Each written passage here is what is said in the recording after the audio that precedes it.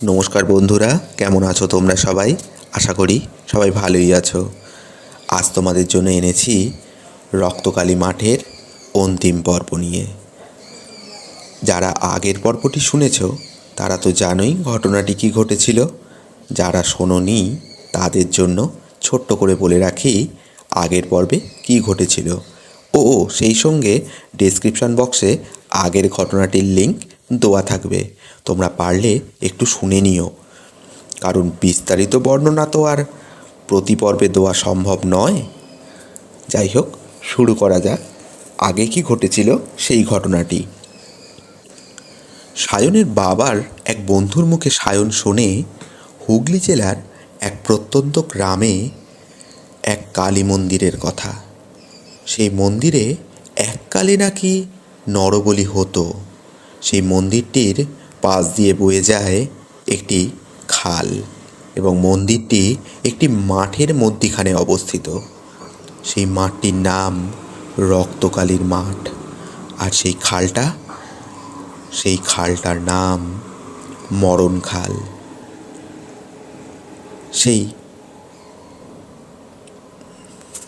সেই সময় সায়ন ও মৈনাকদের সবে শেষ হয়েছিল স্কুল ফাইনাল পরীক্ষা, তাই সকলেরই মন ছটফট করছিল এদিক ওদিক একটু ঘুরে আসবার। এই মন্দিরের কথা শুনে সায়ন ও মৈনাক হঠাৎ করেই ঠিক করে ফেলে বাড়িতে না জানিয়েই শুধু জানাবে তারা বেড়াতে যাচ্ছে। এই বলেই তারা বেরিয়ে পড়বে সেই রক্তকালী মাঠের। আজও কি ঘটনা সত্যিই ঘটে না সবই গল্প কথা সেটার অনুসন্ধানে। অবশেষে তারা বেরিয়ে পড়ে অমাবস্যার রাতে সেখানে থাকবে বলে।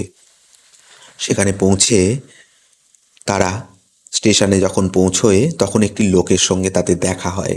সেই তাদের একটি ঘরের ব্যবস্থা করে দেয়। সেটি একটি কুঠুরির মতো, কিন্তু তারা বুঝতে পারেনি সেই লোকটি তাদের আটকেই রেখেছিল। যাই হোক, কোনো ক্রমে সেই লোকটির হাত থেকে ঘর থেকে তারা মুক্ত হয়ে ছুটে যায় সেই কালী মন্দিরে। সেখানে কিছু মানুষ অমাবস্যার রাত্রিরে মায়ের পুজো দেখতে এসেছিল।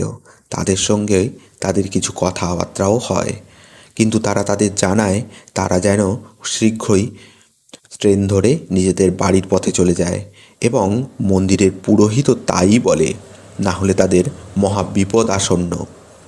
কিন্তু তারা তাদের কথা অগ্রাহ্য করে একটি বড় অশ্বত্থ গাছে উঠে বসে থাকে। সেই ঝোপঝাড়ের মধ্যে তাদেরকে আর দেখতে পাওয়া যাচ্ছিল না, কিন্তু তারা মন্দির চত্বরটি পরিষ্কার দেখতে পাচ্ছিল। সেখান থেকে তারা দেখে এক বিভীষিকাময় দৃশ্য। এক ভয়ঙ্কর তান্ত্রিক একজনকে টানতে টানতে বেঁধে নিয়ে আসছে এবং তাদের মায়ের হাত থেকে বলির খাঁড়া নিয়ে সেই লোকটিকে বলি দিল। এই ঘটনাটা প্রত্যক্ষ করবার পর সায়ন ও মৈনাকের অবস্থা ক্রমেই দুর্বল হয়ে পড়ে। মৈনাক অজ্ঞান হয়ে যায় শেষ মুহূর্তে। কোনো গতিকে সায়ন গাছের ডালটিকে জড়িয়ে ধরে এবং অন্য হাতে মৈনাককে শরীরটাকে আঁকড়ে ধরে থাকে, যাতে কোনো মতেই মৈনাক এবং সায়ন কেউই না গাছ থেকে পড়ে যায়। এইভাবে তারা অপেক্ষা করতে থাকে তান্ত্রিকের চলে যাবার জন্য, কিন্তু তারা বুঝতে পারে না তান্ত্রিক আদৌ চলে গেল কি গেল না। এবার কতক্ষণ অবধি তারা গাছে এইভাবেতে থাকতে পেরেছিল, এই ঘটনাটাই আজ আমরা শুনব। তারা কি শেষ অবধি তান্ত্রিকের হাত থেকে বাঁচতে পেরেছিল, নাকি শেষ অবধি তাদেরও? যাই হোক, শুনে নেওয়া যাক। এবার সায়ন শুনতে পেলেও মোরগ ডেকে উঠেছে। এবার সায়ন নিশ্চিন্ত। ভোর হচ্ছে, আর ভয় নেই। মনে হতেই হাতের জোরটা আলগা হয়ে গেল, আর মৈনাককে জড়িয়ে সায়ন গাছের ওপর থেকে পড়তে লাগলো নিচে। ডালপালায় ভরা বিশাল গাছ, তাদের দেহটা ধাক্কা খেতে খেতে পড়ছে মাটিতে। লুটিয়ে পড়ার ঠিক আগের মুহূর্তেই সায়ন খেয়াল করলো এক বীভৎস মুখ ওর দিকে তাকিয়ে আছে। মানুষের মুখ যে এত ভয়ঙ্কর হয় তা এর আগে কখনো ধারণা ছিল না সায়নের। চোখ দুটো কোটরগত, যেন কঙ্কাল। চোখের ওপর ভ্রু দুটোর ওপরেতে লোমগুলো লম্বা লম্বা হয়ে চোখের ওপর প্রায় ঢুকে পড়েছে।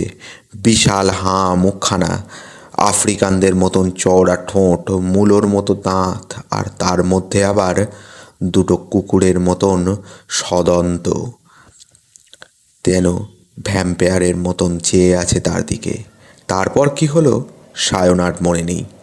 তখন জ্ঞান ফিরল, তখন চারিদিকে কত লোক ঘিরে দাঁড়িয়ে আছে, আর পাশে বসে আছে ক্লান্ত বিষণ্ণ মৈনাক। আশেপাশের মানুষজন বলল, দাদা ভালো আছেন তো এখন? আমরা ভোরবেলা কাজে বেরিয়ে দেখলাম আপনারা দুজন অজ্ঞান হয়ে পড়ে আছেন। কি করে এমন হলো? মৈনাক বলল, দুজনেরই শরীরটা খারাপ ছিল।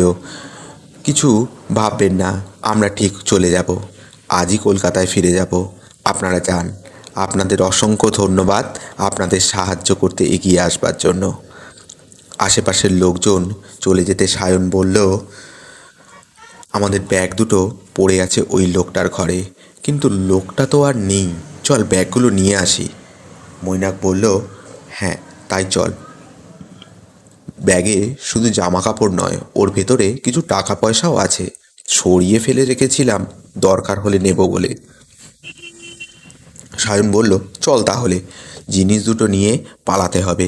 কাল কাপালিকটা কি বলেছিল তোর মনে নেই? কি বলেছিল বলতো? সায়ন বলল, বলেছিল দুটো নতুন বলি আনবি বলেছিলিস। কি হলো?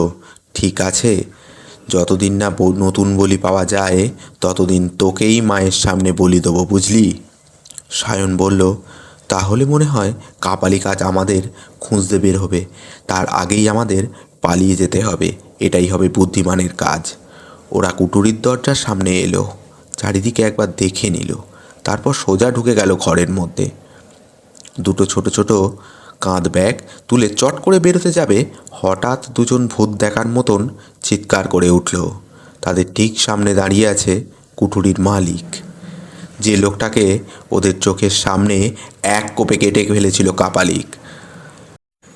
এবার সেই লোকটার হাতেই এক প্লেট লুচি তরকারি এসে মাটিতে রেখে বলল, নাও সব খেয়ে নাও, চিন্তা করো না, আজ রাতে তোমাদের আমি নিজে নিয়ে যাব মাতৃদর্শনে। তারপর লোকটা চলে যেতে যেতে একবার পিছনে ঘুরে তাকালো, দাঁড়িয়ে গেল, বলল, আর একটা কথা, তোমাদের কিন্তু কাল রাত্রিরে ঘরে শোওনি, আমি এসে ফিরে গেছি। একেবারে তোমাদের দেখতে পেলুম গাছতলায়। কি করছিলে গো গাছে বসে? ভাগ্য ভালো, উত্তর শোনবার জন্য আর লোকটা দাঁড়ালো না। কিন্তু মৈনাক আর সায়ন তো আবার অজ্ঞান হয়ে যাবার মতন অবস্থা। এ কী করে সম্ভব? কাল রাতে কি তবে ওরা অন্য লোককে দেখেছে? না না, তা কি করে সম্ভব? ওরা দুজনেই একসঙ্গে ভুল দেখতে পারে না। কথাটা বলে চলে গেল লোকটা, আর সঙ্গে সঙ্গেই খুট করে শব্দ। তার মানে আবার ওরা বন্দি হলো লোকটার হাতে। মৈনাক বাবা মায়ের একমাত্র ছেলে। তাদের কথা ভেবে হাউ হাউ করে কেঁদে উঠল। বলল, সায়ন, আমার বোধহয় আর বাড়ি ফেরা হলো না রে। সায়ন ধমক দিয়ে বলল, এই তুই কি করছিস মৈনাক? মনকে শক্ত কর, উপায় বের কর। এমন বেঘোরে প্রাণ দেবো বলে মনে করিস না। হঠাৎ সায়নের মাথায় এক বুদ্ধি খেলে গেল, তার মুখে হাসি ফুটে উঠল। দেখা গেল প্ল্যানের কথা শোনবার পর মৈনাকের মুখেও আশার আলো ফুটেছে। সায়ন বলল, আমরা খাবারগুলো খেয়েছি কিনা দেখবার জন্য লোকটা ঠিক ঘরে আসবে। আর একবার সায়নের কথা ঠিক হলো, খানিক পরেই লোকটা ঘরে ঢুকলো দেখবার জন্য। দেখলো সব খাবার পড়ে আছে, ওরা কিছুই খায়নি। সায়ন দরজার আড়ালেই দাঁড়িয়েছিল। লোকটা যখন খাবারের দিকে নজর, সেই সময় ও দরজা খোলা পেয়ে পালালো। লোকটা পরক্ষণেই খোঁজ করলো, মৈনাককে বলল, অন্যটা কোথায়? মৈনাক বলল, কি জানি, এখানেই তো ছিল। লোকটা চোখ দিয়ে আগুন বেরোতে লাগলো, বলল, পালিয়ে যাবে কোথায়? আমার হাত থেকে ওর নিস্তার নেই। বলেই দরজাটা বাইরে থেকে আবার বন্ধ করে ছুটল সায়নের সন্ধানে। ঘরের মধ্যে বন্দি মৈনাক ভগবানকে ডাকছে, সায়নের যেন কোনো ক্ষতি না হয় ঠাকুর। কেন যে জামা কাপড়ের লোভে আবার এসে লোকটার ফাঁদে পা দিলাম। সায়ন ছুটতে লাগলো প্রাণপণে, দিক বিদিক জ্ঞান শূন্য হয়ে ছুটছে। সামনের লোকালয়, ওকে সেখানে পৌঁছতেই হবে। ও পরিষ্কার পায়ের শব্দ আর ডাক শুনতে পাচ্ছে লোকটার। লোকটা বলছে, না এলে মরবি, ফিরে আয়, ফিরে আয় বলছি। কোনো দিকে কান না দিয়ে সায়ন ছুটতে লাগলো। ক্রমশ গলার স্বর যেন অনেক কাছে এসে যাচ্ছে মনে হলো। বুঝিবা এই ধরে ফেলে। ঠিক সেই সময় সায়ন দেখলো একটা চায়ের দোকান। সেখানে বেশ কয়েকজন মানুষের গল্পগুজব করছে। সায়ন ছুটতে ছুটতে ওদের সামনে এসে ধরাম করে পড়ে গেল। সবাই দৌড়ে এলো। কি হয়েছে, কি হয়েছে? সায়ন চিৎকার করে বলল, তোমরা আমাদেরকে বাঁচাও, ওই লোকটাকে ধরো। সবাই অবাক হয়ে দেখল কেউ কোথাও নেই। বলল, কোথায় লোক? কি ব্যাপার বলো তো খুলে। হ্যাঁ, সব কথাই খুলে বলেছিল সায়ন, আগা গোড়া। সেই কলকাতা থেকে গল্প শুনে বেরোনো থেকে শুরু করে এই মুহূর্ত পর্যন্ত কোনো কথাই আর গোপন করেনি। তারপর প্রায় কাঁদতে কাঁদতে বলল, আপনারা সব শুনেছেন, এখন আমাদের বন্ধু মৈনাককে বাঁচান। বয়স্ক লোকজনদের মুখে চোখে ফুটে উঠল আতঙ্কের চূর্ণ। বলল, আপনি কি বলছেন? আপনি জানেন? আপনি যা বলছেন তা তো 150 বছর 200 বছর আগের ঘটনা। রক্তকালীর মাঠের মায়ের মূর্তি পুজো করত ওই রকমই একজন কাপালিক। সে নরবলি দিত, আর নরবলিটি ছিল তার পুজোর উপকরণ, উপাচার সবই। আর যে লোকটির কথা বলছেন, ওই যে ওই বাড়িটা, সেখানেতে বাস করত এক চাষা, তার ছেলে বউ নিয়ে থাকতো। একদিন কাপালিক ছেলেটিকে লোকটাকে বলি দেয়, তারপর চাষাকেও বলি দেয়।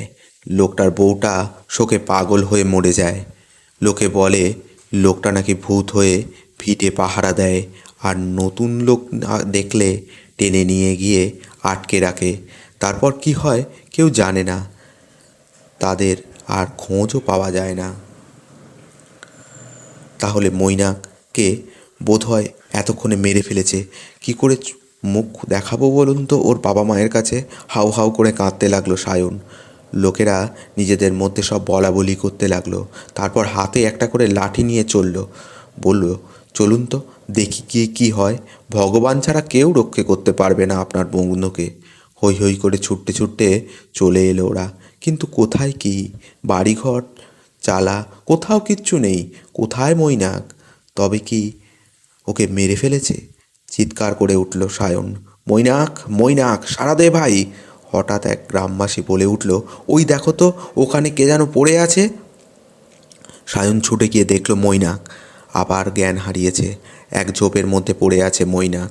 বেশ কিছুক্ষণ পর জ্ঞান ফিরতে সায়ন মৈনাককে জিজ্ঞেস করল, তুই এখানে কি করে এলি? মৈনাক ধুঁকছে, বড় ক্লান্ত। তবু বলল, তুই বেরিয়ে যাওয়ার পর লোকটাও গেল। খানিক পরে ফিরে এলো। ফিরে এসে আমার ওপরেতে চোখ পাকিয়ে বলে উঠল, ঠিক আছে, দুটোই না হয় একটাকেই আজ মায়ের বলি দেবো। তারপর লোকটার চেহারা বদলে গেল, একটা পিশাচের মতন তৈরি হলো। বড় বড় দাঁত বার করে দু হাতে আমাকে ধরতে এলো। আমি ওর হাত থেকে বাঁচবার চেষ্টা করছিলাম, এমন সময় খুব হৈ হৈ শব্দ। লোকটা এদিক ওদিক তাকিয়ে আমাকে ছেড়ে দিল, কিন্তু যাবার আগে খুব জোরে একটা ধাক্কা খেলাম। ছিটকে পড়লাম কোথায় কে জানে, মনে হয় একটু শক্ত কিছুতে লাগেছিল আমার মাথাটা। আমার জ্ঞান চলে গেল। তারপর আর কি হয়েছিল জানি না। সায়ন দেখল মৈনাকের কপালটা নীল হয়ে ফুলে উঠেছে। অবশেষে সায়ন আর মৈনাক ট্রেনে উঠল। ট্রেনে উঠে সায়ন বলল, দেখ, আমাদের কথা কেউ বিশ্বাস করবে না, কাউকে কিছু বলিস না। 150-200 বছর ধরে কোনো মানুষ বেঁচে থাকতে পারে এ কথা এ যুগের মানুষ বিশ্বাস করবে না। এটাই তো স্বাভাবিক, তাই না? মৈনাক মাথা নাড়ল, কোনো কথা বলল না। শেষ হলো আজকের গল্প, রক্তকালীর মাঠ।